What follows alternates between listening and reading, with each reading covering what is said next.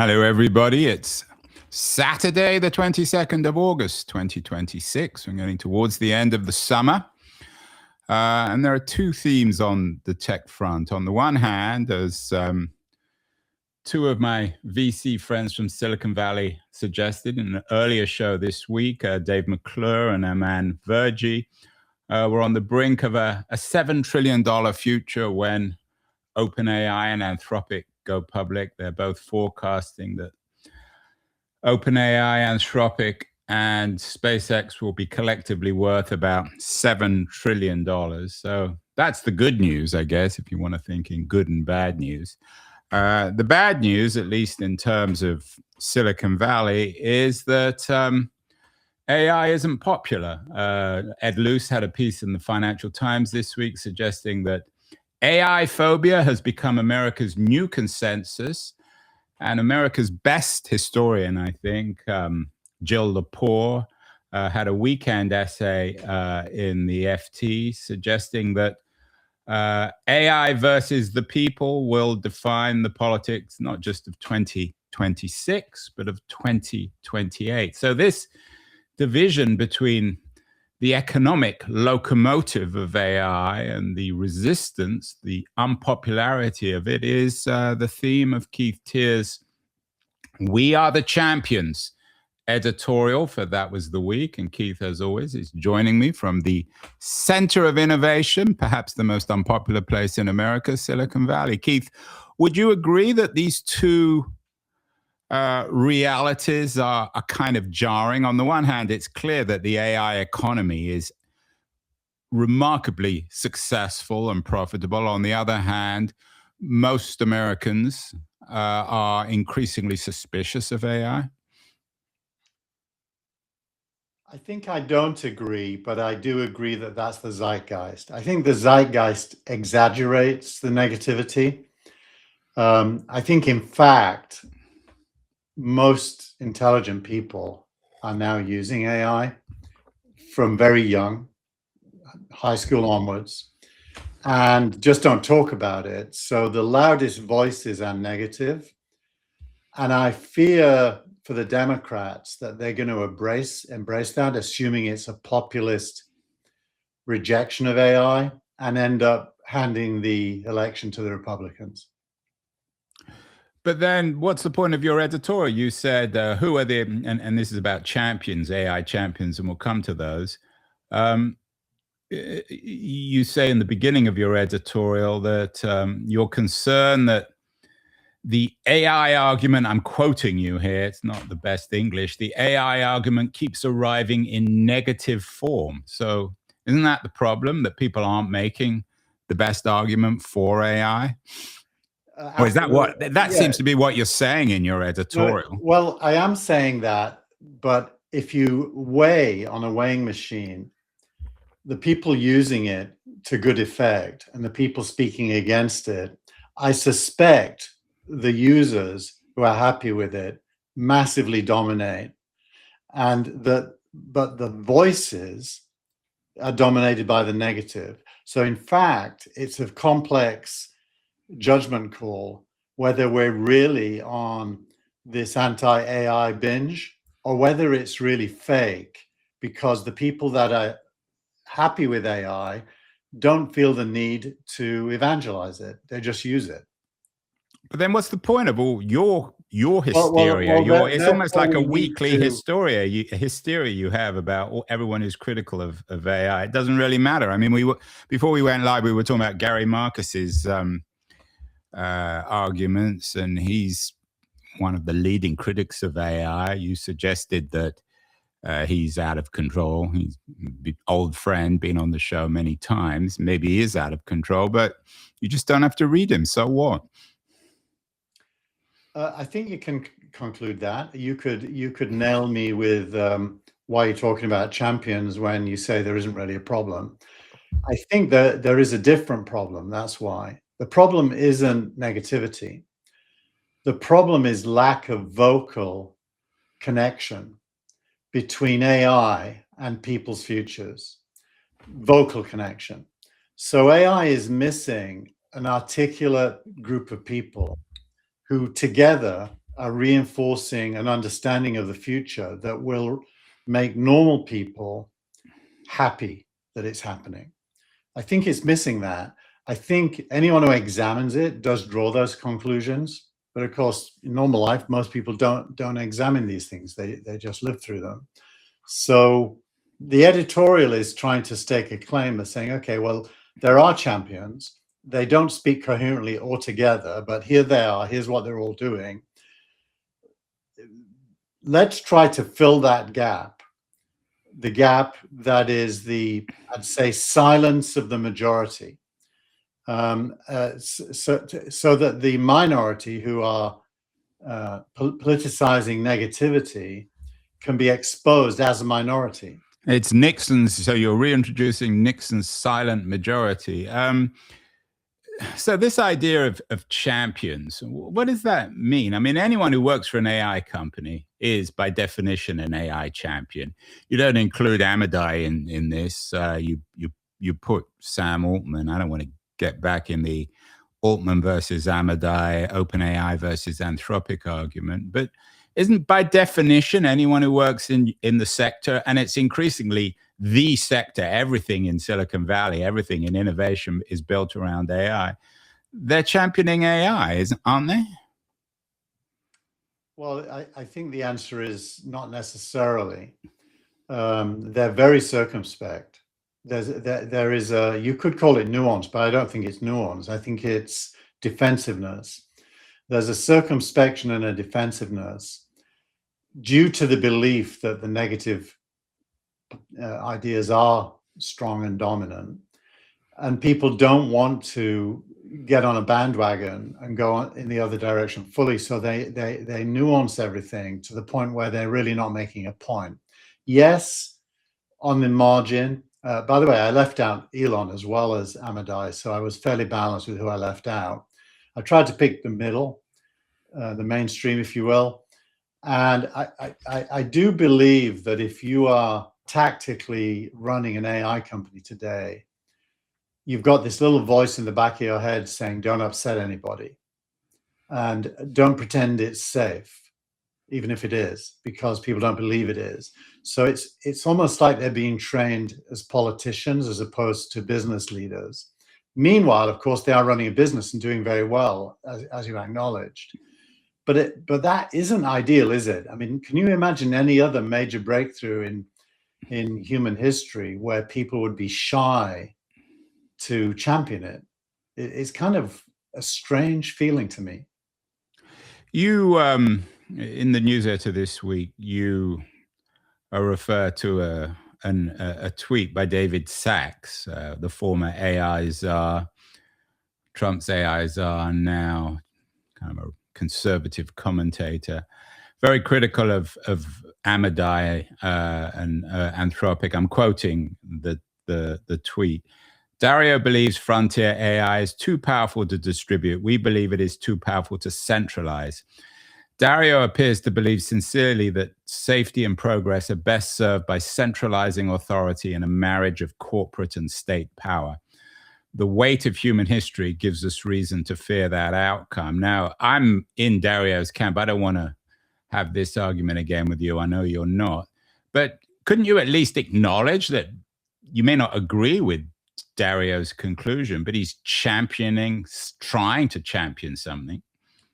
He's championing handcuffs on AI. He is championing, but it's handcuffs. State power, how could you interpret that other than handcuffs? And so he is basically saying, don't trust us, but if you are going to trust us, just trust me because I'm big and centralized. And that, if you look at Martin Varsavsky's post of the week this week, which is all about what you can do without centralized AI, and it's a lot, there are really two trends. You could think of it as a purely capitalist libertarian trend that doesn't want the state involved and believes people will get control over distributed intelligence through their own hardware at the edge. Varsavsky even says it could be done without the electricity grid.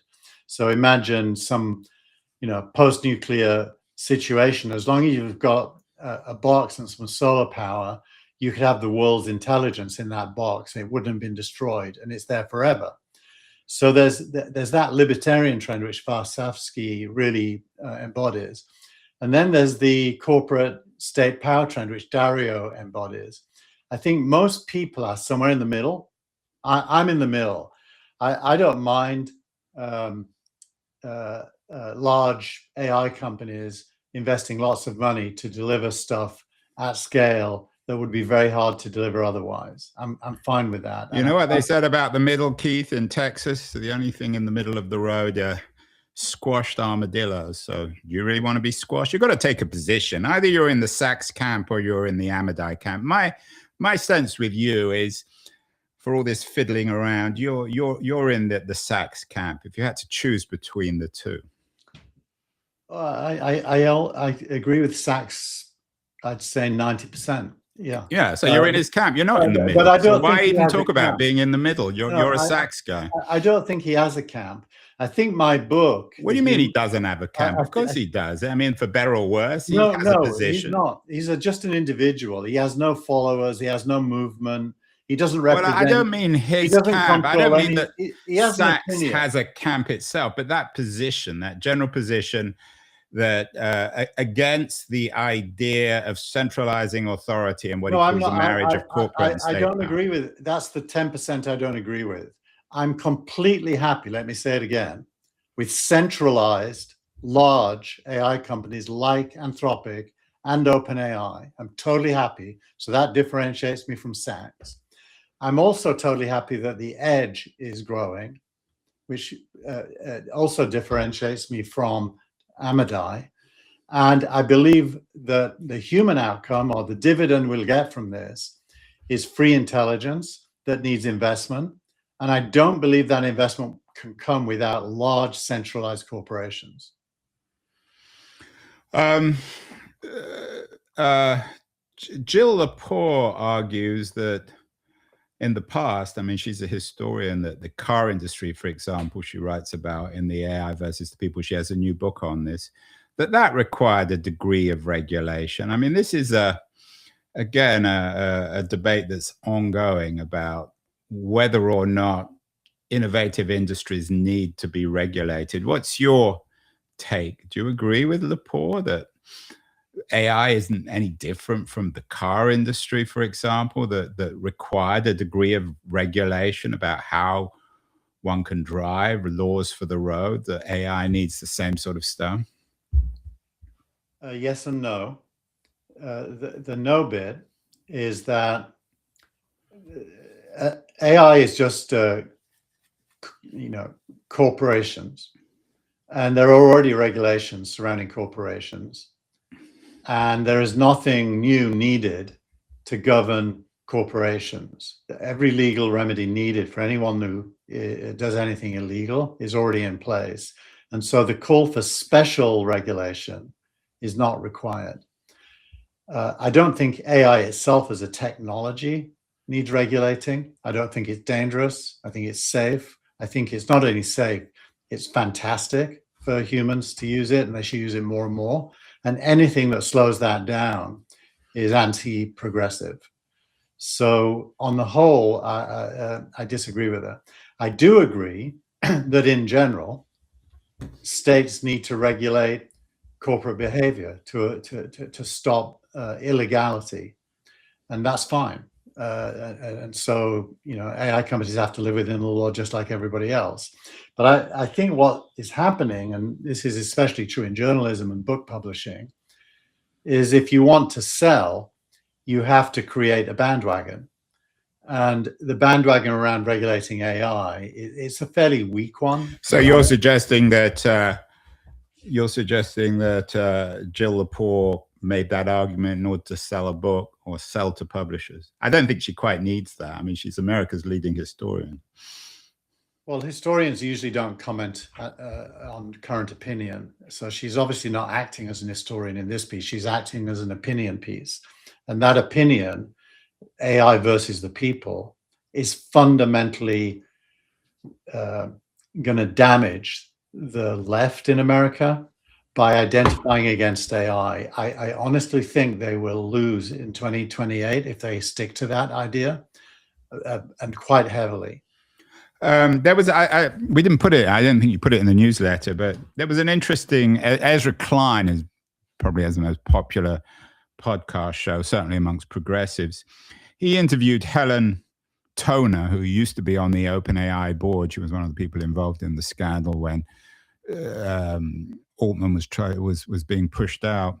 She talks about AIs already being out of control. The Hugging Face episode.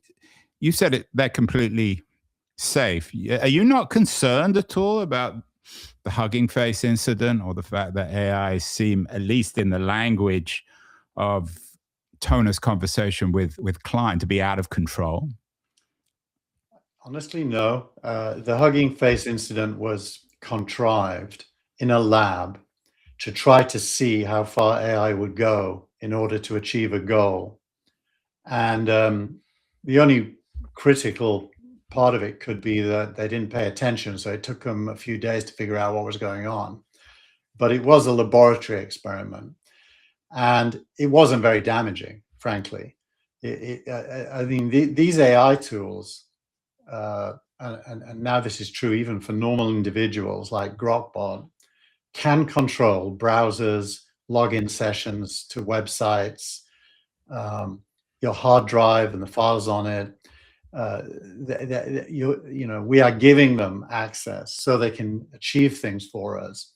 Like yesterday, I got a text from Grokbot at 2 saying, your calendar's telling you to drop off the car at the airport at 3:30, but your flight's at 4:11. So ignore that. You need to check it in by 2:30. And it knew that because it had access to my calendar, and it knew where I was on my GPS on my phone.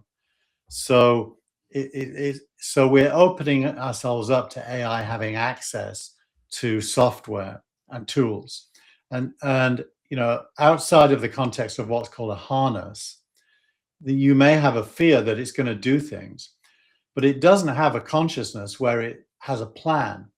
It only has the goals that you set for it. So if I said to the AI, I want you to delete my calendar, it would. Yeah, you should listen to the Toner piece. You clearly haven't, but I mean, you weren't expected to listen to what? The Toner conversation with Klein. In your editorial, you say, are you telling me I'm ignorant of something? Well, I mean, you're dismissive rather than ignorant. Well, I think I'm an expert that uses it, so I think they're the ones who are. Well, Toner was on the OpenAI board. Now she runs a foundation. Yeah, but anyway, we all know how bad the OpenAI board was. It wasn't technical, Andrew. You shouldn't elevate people above their station. Yeah. Why do you do that? Do you think she has actually got technical chops and understands this stuff? Well, she sounds certainly more intelligent than some other people I can think of. Like me. You say that intelligence needs to be metered, funded, built, distributed, and made cheap enough. We've talked about some of those. I'm curious about the metered element. We haven't talked much about Stripe on the show, but for you, and I'm curious what this means. Stripe, you see Stripe as a champion. They usually get pretty good press. You in the newsletter this week, you quoted, you linked to a piece by Alex Wilhelm on Stripe wanting to meter intelligence. What does that mean, Keith? Metering intelligence? It's a little bit like metering bandwidth. You know, when you sign up for AT&T, they send you a bill every month for the packets that you put down their pipes. Well, the AI companies, as we can all see, are having to invest crazily large amounts of money to build the ability to deliver access to intelligence as a shorthand of what they're delivering. And metering, it just means they need to get paid for the investment. Metering means you get charged according to your use.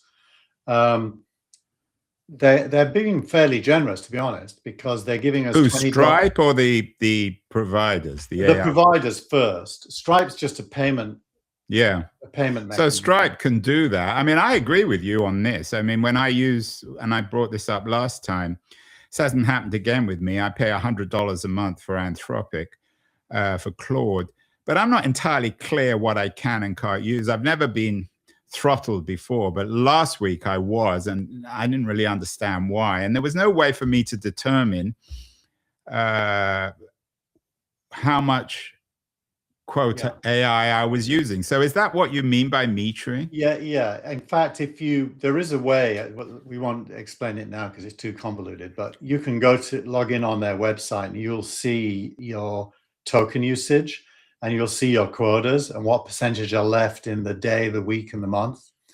And that $100 buys you something. It's a specific amount. It's actually a very generous amount. They're losing money on you. So when they throttle you, you've really been using it. And at the moment, if they charged what they would have to charge to be profitable on you individually, you'd probably have to pay, $200 to $400 a month, maybe even more. Yeah, and but even the internet. I mean, my Comcast, where I get my bandwidth from, I mean, I'm sure you can check it, but they don't make it very easy. It's still a hard thing to do. It's a hard thing to do, and to be honest, these days, most of the metered plans on anything in the internet are a little bit like your mobile phone. It is a subscription that's hard to burst through. You can burst through them if you really try hard, but it's hard. So it's mostly flat pricing on a subscription. And that's what you and me pay for the AI companies. So what I don't understand, you're saying though that we're getting good pricing, that all these companies are losing on us. But you're also saying that AI intelligence needs to be made cheap enough.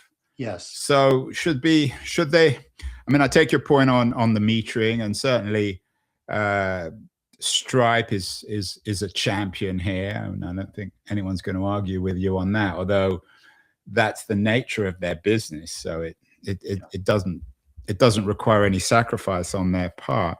But how are we going to get this cheap enough, Keith? If these companies, OpenAI and Anthropic and SpaceX, are losing money on us? So the OpenAI acquisition of OpenRouter is a good way of answering that question. OpenRouter is a software service in the cloud that has inside of it all of the open source models, including the closed source models. It's got all of the models. And what you do is you subscribe to OpenRouter instead of the underlying LLMs. And it will look at your prompts and it will route the prompt to the cheapest good answer. And so it's lowering the token use and the dollar per token use. And Stripe has acquired them. So it's got itself in the middle of the traffic stream for tokens. So that's good. Yeah, because sometimes when I use Claude, it seems to default, for better or worse. I don't know whether this is their way of trying to get you to spend more money, but it defaults to the most sophisticated algorithm, which presumably requires the most horsepower. Correct. So it, and that obviously is self-interest. All of them will do that. Amadai, Dario, that hypocrite. No, they all do it. I wouldn't knock him especially on that, because they all do it, and that's what they should be doing, of course. But I wonder, I mean, I take your point, and these things are always expensive until they're not. You have a piece by Azim Azhar, the London-based futurist, on the curious economics of a $6 AI agent. But I wonder whether it really makes any difference in terms of the anti-AI hysteria at the moment. It's not coming from people like you and I who use this all the time and are bothered by the fact that we're spending $100 a month, whereas we think we should really only be spending 75 or 50. Is bringing the price down going to dramatically change anything, do you think? Well, I think the price over time will tend towards zero. I mean, the real question is, how much will it cost to deliver AI to 8 billion humans? And it isn't really 8 billion because you're very young children. And so let's say it's 6 billion. How much will that cost? And the answer might be, it's certainly trillions of dollars. It may be tens of trillions of dollars. But if these companies themselves are each worth 5 to 10 trillion ultimately, in the big picture over a long enough time, that becomes a meaningfully good investment. It does need to be maintained, so there'll be some ongoing costs, but it should be possible to get the price of AI down to zero for use cases that are, individual. And if you can get the price of AI down to zero for individuals, schools and so on, hospitals, that is a massive uplift to what we can achieve together as people. And I do think that is something. But how are they going to get it down to zero if they're money-making businesses? Well, it's not going to be zero for everybody. It's going to be zero for the lightest touch cases at the edge, meaning, a kid in school can do everything they need to do in school. That's a light touch. But, a company that is running 3,000 agents running all kinds of software infrastructure is they're going to have to pay for it. So it's really, how do you build out a business to business AI and a consumer AI with the end goal of free AI for most people at the edge of the network? I think the real issue is getting people to even understand how it affects them. You talk about cheap enough to delivering a human dividend, whatever that means. But that dividend isn't clear to a lot of people. One of the most interesting pieces in this week's newsletter is the story of a dumpling shop that became or has become a poster child of AI adoption in China. Yeah. So tell me about this dumpling shop. Why is this an example of how AI can become a human dividend, to use your language? Well, so this is a store owner, small store, makes dumplings, delicious dumplings. Well, we don't know if they're delicious. Have you been there? Well, have you ever had a dumpling that wasn't delicious? They are delicious. I have, actually. So this guy decided that he'd get a lot more orders if he built software for the shop that would allow AI agents to place orders for their human owners. And so he built out a whole agent API for ordering dumplings. And he's now gone through the roof in terms of how many dumplings is selling, simply by recognizing that humans would rather get out of the way for trivial tasks. And if he made it possible for agents to do it, people would send their agents to do it, which they have. So it's kind of just a mini sign of how creative individuals in their own context are going to change their situation through using. So it's a kind of like, it's the sort of story that we had in the early 90s about businesses or retail stores getting a website. Yeah. Or even more like when they put it into a vending machine and you could order a can of Coke or something, which also happened in the late 90s. But yeah, it's leveraging what's there now to revolutionize a small business into a much bigger business. And anyone could do that with their business. I mean, you could do it with Keen On. I can do it with That Was the Week if I had focused on that. We could all think of ways to use AI to multiply our capabilities in different dimensions. Yeah, but again, I don't think anyone would disagree. Anyone who's used AI, and everyone's using it. I mean, as Dave McClure and Aman Verjee note, and you've said this many times, Keith, in the show. I mean, these are real businesses. This is not a repeat of the .com. Yes. experience, because these companies all have revenue. So people are still using it, and presumably a lot of the people who are using it are still not crazy about big AI companies. I'm starting to doubt that that's true. It definitely feels like received wisdom, and I will grant you that that appears to be where the world is going.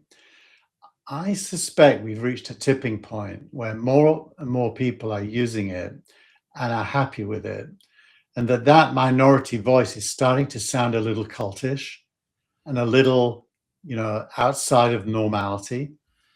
So it's the weirdos who are against it, but they have the most noise. There was an interesting piece this morning, I don't think you got it in the newsletter, from the Journal, about how startup founders are working harder than ever to keep up with their agents. There are also going to be some founders, I think, who are just disillusioned or angry about being on this treadmill. Do you think? Or not? It's certainly possible. Look, you can't run AI agents without engaging with them pretty much constantly, daily at least, but probably several times a day. Because I experiment a lot, I'm running agents on OpenAI, Claude, and Grokbot. They kind of overlap, using the same skills, working on similar projects, and my productivity is gone through the roof, but my work with agents has replaced what I used to do. And so, yeah, you're kind of in a control. It's like being Captain Kirk on the Starship Enterprise, flying the thing.